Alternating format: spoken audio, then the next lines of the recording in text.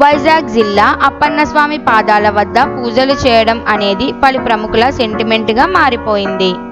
నటసింహ బాలకృష్ణ అయితే ప్రతి సినిమాకు ముందు సింహాచలం అప్పన్నస్వామి దర్శించుకోవడం చాలా కాలంగా అలవాటు అయింది. ఆయనకు విశ్వసనీయమైన మేనేజర్గా సినిమా విజయాలు ఉండాలన్న నమ్మకంతో అప్పన్నస్వామి పూజలు చేయడాన్ని కొనసాగిస్తూ వస్తున్నారు. ఇలాంటి ఇండస్ట్రీలో చాలా మంది కూడా ఈ సెంటిమెంట్కు నమ్మకంగా అప్పన్నస్వామి పూజలు చేస్తుంటారు. ఈ సెంటిమెంట్లో ఇప్పుడు డైరెక్టర్ అనిల్ రావిపూడి కూడా చేరారు. చిరంజీవి 157వ సినిమా స్క్రిప్ట్ను అప్పన్నస్వామి పాదాల వద్ద ఉంచి పూజలు చేయించిన విషయం ఇటీవలే వెలుగులోకి వచ్చింది.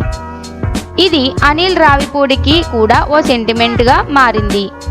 ముందుగా భగవంత్ కేసరి సినిమాలో బాలయ్యతో పాటు పూజలు చేసిన అనిల్ ఆ సినిమా ఘన విజయం సాధించింది. ఆ తర్వాత తన దర్శకత్వంలో వచ్చిన సంక్రాంతికి వస్తున్నాం కూడా బ్లాక్ బస్టర్ అయింది.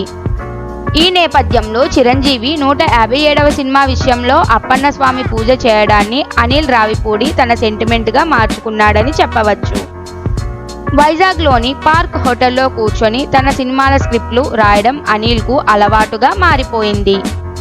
ఆ ప్రదేశంలో కూర్చొని రాసిన చిరంజీవి సినిమా కథ కూడా అలాగే పరిణామం సృష్టించిందని భావించవచ్చు.